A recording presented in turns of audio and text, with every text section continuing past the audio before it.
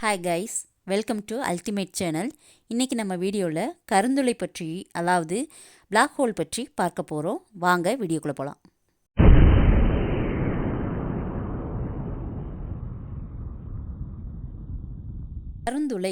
கருந்துளை என்பது மிகப்பெரிய அண்டவெளியில் மற்றும் விண்வெளியில் காணப்படும் ஒரு சக்தி வாய்ந்த கண்ணுக்கு தெரியாத ஒரு வெற்றிடமாகும். இந்த கருந்துளையானது அதிக ஈர்ப்பு விசை கொண்டதாக உள்ளது. இது எந்த அளவுக்கு என்றால், இதனை கடந்து செல்லக்கூடிய எந்த ஒரு ஒளியாக இருந்தாலும் அதை கூட தனக்குள் ஈர்த்து கொள்ளும் அளவிற்கு சக்தி வாய்ந்ததாக உள்ளது. இது ஒரு சூரியனையே தனக்குள் ஈர்த்து கொள்ளும் அளவிற்கு சக்தி வாய்ந்ததாக இருக்கின்றது. இந்த கருந்துளையானது அதனுள் சென்ற சிறிய ஒளியை கூட வெளியே வரவிடாது. அந்த அளவுக்கு மிகவும் சக்தி வாய்ந்ததாக உள்ளது. நமது பால்வெளியில் அருகே உள்ள ஒரு கருந்துளையானது நமது சூரியனை விட 40 லட்சம் மடங்கு பெரியதாக இருக்கும் என கூறப்படுகிறது. இந்த கருத்துக்கள் அதனை சுற்றியுள்ள பொருள்களை வைத்தே வரையறுக்கப்படுகிறது. இதுவரை கருந்துளைக்குள் எவரும் சென்றதில்லை. பிளாக் ஹோல் ஆனது உருவான விதத்தை பற்றி நம்ம இப்ப பார்க்கலாம். 1916ஆம் ஆண்டு கருந்துளை என்ற ஒன்று இருந்திருக்கலாம் என ஆல்பர்ட் ஐன்ஸ்டீன் கூறியிருக்கிறார். அப்போது எல்லாம் கருந்துளை என்ற பெயர் பழக்கத்தில் இல்லை. 1967ஆம் ஆண்டு அமெரிக்க வானியல் ஆய்வாளர் ஜான் வீலர் கருந்துளை என்ற பெயரை உருவாக்குகிறார்.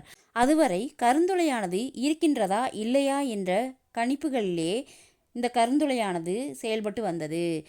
முதலாக கருந்துளையானது 1971ஆம் ஆண்டு கண்டறியப்பட்டது. இன்று வரை நம்மால் நேரடியாக அணுக முடியாத இந்த விசித்திரத்தை பற்றிய நிறைய அறிவியல் கண்டுபிடிப்புகளும் கற்பனைகளும் உருவாகி கொண்டேதான் உள்ளது.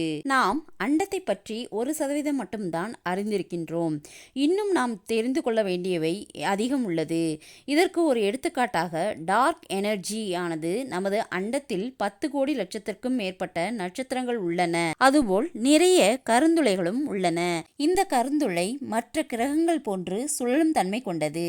இது ஒளியின் வேகத்தில் 30% அளவிற்கு வேகமாக சுழல்கிறது. மிகவும் பிரம்மாண்டமான ஒளி வீசும் நட்சத்திரம் தனது ஒளியை இழந்து பிறகு அப்படியே அதே நிறையில் சுருங்கும். இப்படி மிகச்சிறியதாக சுருங்கி அதிக நிறையுள்ள ஒரு கருந்துளையாக மாறும். இந்த கருந்துளை எந்த ஒரு இயற்பியல் விதிகளுக்கும் உட்படாது.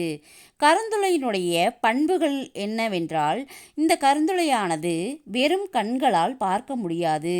இந்த கருந்துளையை சுற்றி சில நேரங்களில் ஒளி தூசிகள் காணப்படும். இவை என்னவென்றால், உருக்குலைக்கப்பட்ட கிரகங்களினுடைய பாகங்கள் இதனை சுற்றி வருகின்றன. அதாவது கருந்துளையால் முழுங்கப்பட்ட கிரகங்களுடைய பாகங்கள் ஆகும்.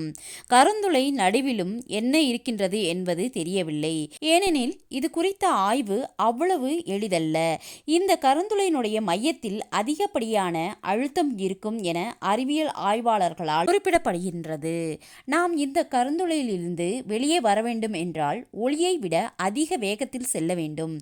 ஆனால் ஐன்ஸ்டீன் கோட்பாட்டுப்படி எந்த ஒரு பொருளும் ஒளியை விட அதிக வேகத்தில் செல்ல முடியாது. இந்த காரணத்தினாலேயே கருந்துளை பற்றி படிக்க கடினமாக உள்ளது.